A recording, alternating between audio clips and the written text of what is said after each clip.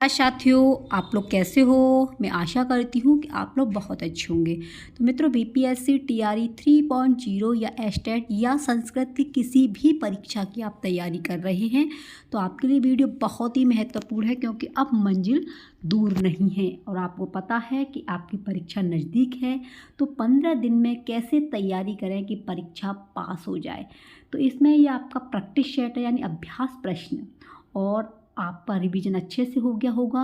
तो आप लोग कमेंट में बताना कि आपके कितने प्रश्न सही हैं और आप कहाँ से इस वीडियो को वॉच कर रहे हैं। तो आप अपना प्यार कमेंट में अवश्य लिखें। तो सबसे पहला प्रश्न है, जैसा कि मित्रों आपको पता है कि आपकी टीआरई 2.0 की जब परीक्षा हुई थी तो ये वही प्रश्न पत्र हैं जो आपके बिहार की परीक्षा में पूछे गए हैं।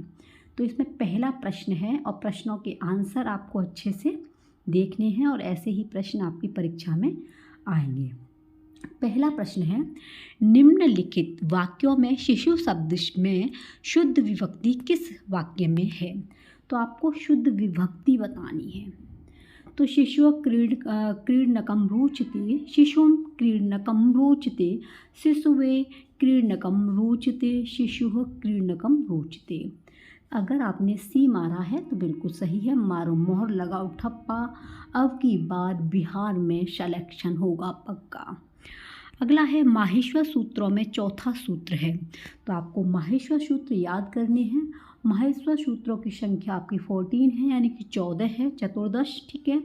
और इसका जो चतुर्थ सूत्र है, चौथा, वो आपका ए औच है। कौन सा है?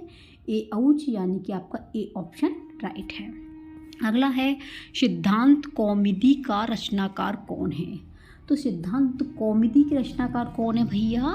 तो सिद्धांत कौमुदी की रचनाकार है भट्टोजी दीक्षित। तो अगर आपको भट्टोजी दीक्षित की पता है कि सिद्धांत कौमुदी के जो है भट्टोजी दीक्षित है, तो पाणिनि के कौन है, फिर पतंजलि के कौन है, ठीक है। और वरदाराजाचार्य जो है, इनकी रचना क्या है, यानी कि पाणिनि की क्या है, पतंजलि की क्या है, वरदराजाचार्य की क्या है। तो ये भी आपको पता होगी, तो आप कमेंट में अवश्य बताना। तो इसका जो है सिद्धांत कौमुदी किसकी रचना है? भट्टोजी दीक्षित की, सी ऑप्शन। अगला है, स्वरों के व्यवधान के बिना आए हुए व्यंजनों की क्या संज्ञा होगी। व्यवधान मतलब होता है कोई भी रुकावट ना हो, कोई भी अड़चन ना हो। तो ऐसे जो स्वर आते हैं तो वो व्यंजनों की क्या संज्ञा होती है? उन व्यंजनों की संज्ञा होती है संयोग। क्या होती है? संयोग। अगला है, वृद्धि संधि विधायक सूत्र। देखिए यहाँ पर हमारे काफ़ी मित्र गलती कर देते हैं, ये हो ही जाती है क्योंकि यहाँ पे वृद्धि संधि पूछा है। कहीं कहीं पर ये भी पूछ लेता है कि वृद्धि संज्ञा सूत्र क्या है ना। तो वृद्धि संज्ञा और वृद्धि संधि सूत्र दोनों में ही अंतर है। यहाँ वृद्धि संधि पूछी है, वृद्धिरेच। क्या होगा? वृद्धिरेची। और वृद्धि संज्ञा का विधायक सूत्र तो वो होगा आपका वृद्धिरादैच, है ना। तो यहाँ पर भैया कंफ्यूज मत होना है, संधि पूछा है तो इसका ए ऑप्शन राइट है। अगला है, पित्व इच्छा में संधि होने पर शब्द बनेगा। तो पित्व इच्छा ये आपका विच्छेद है, संधि पूछा है तो ये आपका बनेगा पितुरिच्छा। क्या बनेगा? पितुरिच्छा, सी ऑप्शन। अगला है, हरिय शेते। देखो यहाँ विसर्ग हो वहाँ आपका क्या बन जाता है? शलजम वाला श।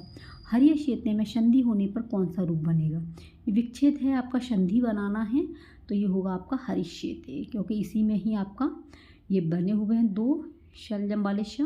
तो सी ऑप्शन राइट है। अगला है, निम्नलिखित किस स्थिति में इष्टुनाष्टु सूत्र प्रयुक्त होगा। तो आपको संधि तो पढ़नी है ना, क्योंकि इष्टुनाष्टु सूत्र पूछा है, कौन सी संधि में होगा? तो जो होगा आपका तट्टिका में। तट्टिका का विच्छेद करेंगे तो तत् जमा टीका होगा। क्या होगा? तत् धन टीका, ठीक है, सी ऑप्शन। अगला है, सन जमा षष्ठः। तो शन जना षष्ठः का सन षष्ठः होता है। तो यह पूछा है कि किस सूत्र के द्वारा ये संधि बनी है। तो इसमें जो सूत्र का नियम प्रयुक्त हुआ है वो हुआ है तोषिहि। कौन सा हुआ है? तोषिहि, सी ऑप्शन। अगला है, एतत्, यानी 10वां प्रश्न है, एतत् मुरारी ही संधि में किस सूत्र की प्रवृत्ति होती है। तो एतत् मुरारी में जो संधि के सूत्र की प्रवृत्ति होगी वो होगी आपकी यरो अनुनासिके अनुनासिको वा। यरो अनुनासिके अनुनासिको वा बी, ठीक है। ये प्रैक्टिस सेट आपका पहला ये है, ठीक है। तो ये आपका 11वां प्रश्न है। कह अत्र का संधि रूप होगा। मोस्ट इंपॉर्टेंट है भैया, जो जितने भी प्रश्न हैं ये परीक्षा में पूछे गए हैं, क्योंकि ये प्रश्न पत्र है ना। कह जमा अत्र का संधि रूप, यानी संधि पूछा है तो यहाँ पर जब विसर्ग है तो यहाँ पर कोअत्र बन जाएगा। क्या बनेगा? कोअत्र, बी ऑप्शन। मनीषा, मनीषा में संधि है तो ये मनीषा में संधि पर रूप है, पूर्व रूप नहीं, पर रूप, ए ऑप्शन। सखी शब्द द्वितीय विभक्ति एक वचन का रूप होगा, तो सखी शब्द जब आएगा इसका द्वितीय विभक्ति का एक वचन का रूप होगा तो वो होगा आपका सखायाम। क्या होगा? सखायाम, D option is the right. Next है, निम्नलिखित वर्गों में केवल पुल्लिंग शब्द किस वर्ग में आते हैं? केवल पुल्लिंग, तो लिंग आपके 3 होते हैं। कौन कौन से? पुल्लिंग, ठीक है, स्त्रीलिंग और आपके नपुंसक लिंग, ये 3 लिंग होते हैं। इसमें पूछा है केवल पुल्लिंग, तो केवल पुल्लिंग देखो सखा में है, हरि में है, दारा में है, बाकी के इनमें नहीं है, ठीक है। ये आपका जो है नपुंसक लिंग है, ये महिमा, सप्तांजलि, शमशय, भार्या, सीता, ये स्त्रीलिंग में पहुंच जाते हैं। केवल पुल्लिंग पूछा है तो आप ये कंफ्यूज मत होना कि इसमें दारा शब्द दिया गया है तो ये पुल्लिंग कैसे हो गया। दारा पुल्लिंग में ही आता है, इसलिए इसका ए ऑप्शन सही है। नेक्स्ट क्वेश्चन है, माता रूप का मूल शब्द है माता। अब आप सोच रहे होंगे माता में आ आया है तो अकारांत मार दें, तो ऐसी गलती करेंगे तो आपका प्रश्न गलत हो जाएगा। अगर आप ऐसी गलती करते हैं तो प्रश्न आपका गलत हो जाएगा, क्योंकि मात्र का जो मूल रूप होता है वो होता है आपका मातृ। ऋ शेष होता है इसलिए इसका ऋकारांत है, तो D option is the right. कौन सा भैया? डी ऑप्शन, ठीक है। और जैसे आपका ये हो गया कारांत में राम है, ठीक है, ये सब राम वगैरह ये इसमें कारांत में आ जाते हैं। ये आपका आकारा, ये मुनि, मुनि, जहाँ पे ई छोटी आई वो इकारांत में आ जाते हैं। रमा, ये अकारांत में आते हैं, तो इसका माता का पूछा है, डी। 16वां है, सर्वनाम शब्द इदम स्त्रीलिंग षष्ठी विभक्ति बहुवचन का रूप होगा। तो सर्वनाम शब्द का इदम स्त्रीलिंग षष्ठी बहुवचन, ये होगा आपका आशाम। क्या होगा? आशाम, डी ऑप्शन।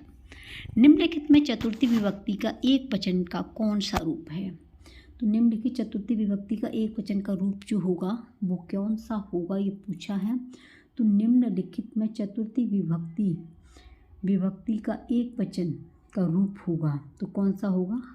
हरे, ठीक है। कौन सा होगा? डी। नेक्स्ट है, अप शब्द के रूप कितने वचनों में चलते हैं? अप, तो ये हमेशा अप, जल, अप माने होता है जल, ये केवल बहुवचन में चलेंगे। कितने वचनों में चलते हैं? बहुवचन में, है ना, डी। यानी कि इसका बी ऑप्शन सही है। अप जल शब्द के रूप कितने वचनों में चलते हैं? बहुवचन में चलते हैं, इसलिए बी ऑप्शन। 19वां है, अशौ, अमु, अमी, ये किस प्रातिपदिक के रूप हैं? तो ये किसके हैं? अदश शब्द के पुल्लिंग के, अदश शब्द के पुल्लिंग के। नेक्स्ट है 20वां, निम्नलिखित वर्गों में चतुर्थी विभक्ति के रूप किस वर्ग में है? चतुर्थी के। कह का, तम ताम, तस्याम, तस्यः, तस्यै, ताभ्यः, तो ये है आपका तस्यै चतुर्थी का पूछा है ना, तो इसलिए डी ऑप्शन। निम्नलिखित में से स्त्रीलिंग तृतीया विभक्ति का रूप होगा। तृतीया विभक्ति का, नद्यः, रम्या, धेनुः, स्त्री, तो स्त्रीलिंग में पूछा है। निम्नलिखित में से स्त्रीलिंग तृतीया विभक्ति का रूप कौन सा होगा? तो ये है आपका स्त्रेयः, इसका है स्त्रेयः, डी। 22वां है, सर्वनाम शब्द तत्पुल्लिंग प्रथमा विभक्ति बहुवचन का रूप होगा। तो सर्वनाम शब्द में तानी होगा, ता होगा, तई होगा या ते, तो कौन सा होगा? शी, ते। अगला है आपका 22 क्वेश्चन हो चुके हैं। 23वां प्रश्न है, युष्मद सर्वनाम शब्द पंचमी विभक्ति बहुवचन का रूप होगा। तो युष्मद में सर्वनाम शब्द का पंचमी विभक्ति का रूप होगा आपका ये युष्मद। पंचमी का पूछा है ना, तो इसलिए ए ऑप्शन। भू धातु का भवत रूप, भू का भवत, तो ये भवत जो है होगा आपका लोट लकार मध्यम पुरुष बहुवचन में, लोट लकार मध्यम पुरुष बहुवचन में होगा बी ऑप्शन। 25वां भैया चुर धातु का चोरियत। देखो मैंने इसकी ट्रिक बताई थी कि चोरियत रूप होगा, तो ये होगा चोरियत लोट लकार में मध्यम पुरुष बहुवचन का। ठीक है, लोट लकार मध्यम पुरुष द्विवचन, यानी कि बी ऑप्शन सही है। चोरियत में लोट लकार प्रयोग हुआ है, मध्यम पुरुष का द्विवचन है।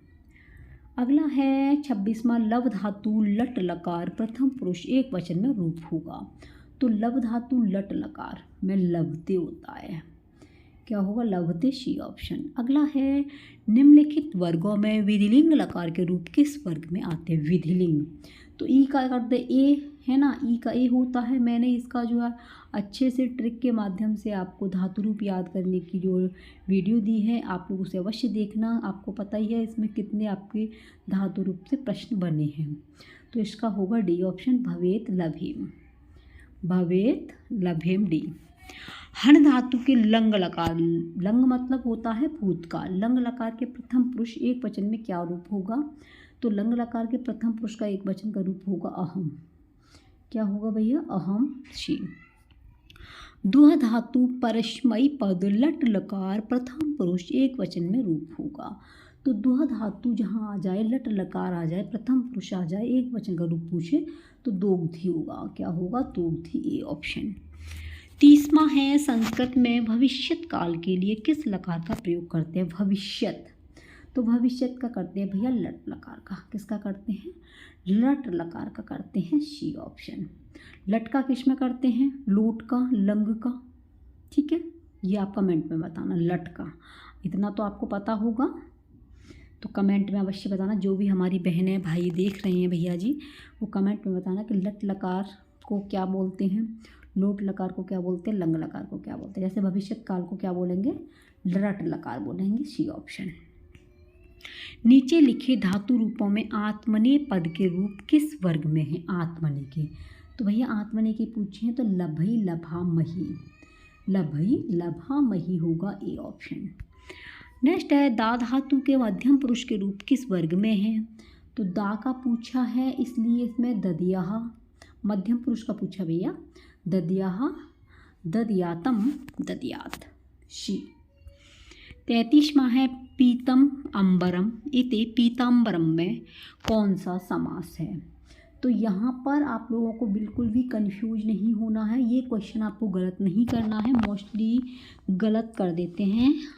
तो आपको देखो करना क्या है, जहाँ भी पीताम्बरम आ जाए, जहाँ पर म हलंत हो वो आपका कर्मधारय समास होता है, जहाँ विसर्ग लगा हो वो आपका बहुब्रीहि में चला जाता है ना। तो ये याद रखना। केवल समास आपका पता ही है वेदों में प्रयोग किया जाता है, तत्पुरुष समास में आपकी विभक्ति आती है, और ये कर्मधारय समास में किसी की तुलना की जाती है, उपमा की जाती है। ये पीताम्बर, पीताम्बरम पूछा है ना, तो ये आपका किसका हो जाएगा, कर्मधारय समास। समझ में आ गया, दोनों समास समझ में आ गया होगा। ये पीताम्बरम है, यहाँ पर यही आ जाता पीताम्बरम मह, पीताम्बरह ये आ जाता है ना, पीताम्बरह। एक बार देख लीजिए, पीताम्बरह आ जाता, तो ये आपका किस में चला जाता, बहुब्रीहि में चला जाता है। यहाँ पर ये आपका हलंत है ना, तो ये कर्मधारय समास में पहुँच गया है, सी ऑप्शन। अगला है आपका 34वां प्रश्न है, कर्मधारय समास किसका भेद है। तो ये तो आपको पता ही होगा। देखो अव्ययीभाव समास में प्रथम पद प्रधान होता है, यानी कि पूर्व पद। द्वंद्व समास में दोनों पद प्रधान होते हैं, चकालोप होता है। बहुब्रीहि समास में अन्य पद का प्रधान होती है, अन्य पद यानी तीसरे की ओर इशारा किया जाता है। तत्पुरुष समास में विभक्तियों का प्रयोग होता है, और तत्पुरुष समास ही आपका कर्मधारय समास के अंतर्गत आता है। तो कर्मधारय समास का भेद क्या है, तत्पुरुष समास, है ना, बी ऑप्शन। नेक्स्ट है आपका पौर्वशालः का विग्रह, मोस्ट इंपॉर्टेंट है भैया प्रश्न ये। पौर्वशालः का विग्रह है, तो ये आपका पूर्वश्याम शालायां भवः, बी ऑप्शन। अगला है माता च पिता के निम्नलिखित 3 समस्त रूपों में कौन सा अशुद्ध है। माता च पिता 3 रूप दिए गए हैं, इसमें से कौन सा अशुद्ध है, गलत है। पितरौ, माता पितरौ, माता पितरौ। तो देखिए इसमें दोनों एक से लग रहे होंगे, पितरौ, माता पितरौ। ये तो सही है, लेकिन यहाँ पर एक यानी कि इसमें जो माता च पिता के इसमें समझ में आ गया। यहाँ पर देखिए मात पितरऊ है ना, मात पितरऊ, माता पितरऊ होता तो सही होता, इसलिए इसका ख, ठीक है, यानी कि बी ये है ना ख, ये सही है क्योंकि हमसे अशुद्ध पूछा है, इसलिए आपका B option is the right. Panchavati में समास है, पंचवटी में, तो पंचवटी की बात करें तो द्विगु समास है। क्यों है द्विगु? क्योंकि यहाँ पर संख्या पहले दी गई है, ठीक है, तो इसलिए इसमें द्विगु समास है। द्वंद्व समास में क्या होता है? अव्ययभाव में पूर्व पद प्रधान होता है, बहुब्री में तीसरा अन्य पद प्रधान होता है।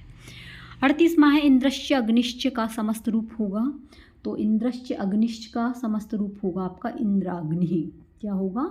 इंद्राग्नि, ये ऑप्शन। 39वां है निम्नलिखित वर्गों में किस समास का उदाहरण अशुद्ध है? तो निम्नलिखित वर्गों में किस समास का उदाहरण अशुद्ध है? तो अशुद्ध आपका क्या है? अशुद्ध पूछा है। द्विगु पंचगंगम द्वियमुनम, कमेंट में बताइए कि पंचगंगम और द्वियमुनम ये किस में प्रयोग किए हो जाते हैं? अव्ययभाव में यथाक्रम उपगंगम सही है, तत्पुरुष में पीताम्बर हरि चंद्रशेखर सही है, द्वंद्व में रामकृष्ण पितरऊ, लेकिन ये द्विगु क्यों गलत है भाई? इसमें बी ऑप्शन गलत है। तो मैं बता ही देती हूँ, जहाँ भी गंगा हो आपकी, चाहे पंचगंगम आ जाए, चाहे त्रगंगम आ जाए, चाहे चतुर्थ गंगम आ जाए या यमुनम आ जाए, जहाँ भी आपका जो भी नदीवाचक शब्द यूज किए जाते हैं जिसमें संख्या पहले आए, वहाँ पर आपका द्विगु समास नहीं होता है, वो आपके बहु यानी कि अव्ययभाव में चले जाता है ना। इसलिए हमसे अशुद्ध पूछा है, गलत पूछा है, ये आपका जो है बी ऑप्शन राइट है। समझ में आया? किम सखा में कौन सा समास है? तो किम सखा में कर्मधारय समास है। अष्टाविंशति शब्द का क्या अर्थ है? अष्टाविंशति शब्द का है 28। क्या है? 28, ये ऑप्शन। 55 संख्या का वाचक संस्कृत शब्द में कौन सा है? तो 55 संख्या का वाचक संस्कृत शब्द कौन सा है? पंचाशत, पंचाशत। नेक्स्ट है निम्नलिखित में कौन सा वाक्य शुद्ध है? तो शुद्ध कौन सा है? एकविंशतयः छात्रायाः एकविंशतयः छात्रा कक्षायाम, ये ऑप्शन। मारो मोहर लगाओ ठप्पा, अब की बार सिलेक्शन होगा पक्का। 44वां है संस्कृत शब्द चत्वारिंशत की संख्या के वाचक हैं। चत्वारिंशत ये है आपका 40, सी। 45वां है शुद्ध वाक्य का चयन कीजिए, तो शुद्ध आपका है तिस्रवालाः गच्छन्ति, तिस्रवालाः गच्छन्ति, डी ऑप्शन। अगला है आपका जो है कितने क्वेश्चन हो गए? 45। 46वां प्रश्न है भैया, शुद्ध वाक्य का चयन कीजिए, तो शुद्ध वाक्य आपका चत्वारि विप्रान आमंत्र्य भोजयः, बी ऑप्शन। और अगला है आपका 47वां प्रश्न है संख्यावाची शब्द षड्वती किस अंक का वाचक है? देखो षड्वती, देखो नवति माने होता है 90 और षड माने होता है 6, तो क्या हो जाएगा? 96, बी ऑप्शन। निम्नलिखित में शुद्ध वाक्य है, तो शुद्ध वाक्य आपका तत्र पंचजनाः निवसन्ति, तत्र पंचजनाः निवसन्ति, ए ऑप्शन। निम्नलिखित में कौन सा वाक्य शुद्ध है? तो शुद्ध पूछा है अष्टौ फलानि आनय, अष्टौ फलानि आनय, बी ऑप्शन। और इस क्लास का लास्ट प्रश्न है आपका निम्नलिखित वाक्यों में शुद्ध वाक्य कौन सा है? तो शुद्ध वाक्य है ये सुकृतिभिः अश्रूयन्ति ते पापात्मनः, तो यानी कि आपका ए ऑप्शन सही है। मारो मोहर लगाओ ठप्पा, आंसर ए आपका पक्का। तो ये थे आपके 50 प्रश्न। इससे आगे के प्रश्नों के लिए आप चैनल को सब्सक्राइब कर लेना और आपको बहुत जल्दी ही वीडियो प्राप्त हो जाएगी। तो मित्रों यही जो है आपकी परीक्षा को पास कराएंगे, क्योंकि आपको पता है अब आपके पास में सिर्फ PY को हल करने के सिवा और कोई चारा नहीं है, क्योंकि अब आप इतना जितना भटकोगे तो आप अपने समय की बर्बादी करोगे। ठीक है, तो मित्रों ये क्लास कैसी लगी आप लोग कमेंट के माध्यम से अवश्य बताएं, आप अपना प्यारा कमेंट में दें। मिलते हैं नेक्स्ट वीडियो में, आप अपना ख्याल रखना। टेक केयर, बाय बाय, नमः संस्कृताय।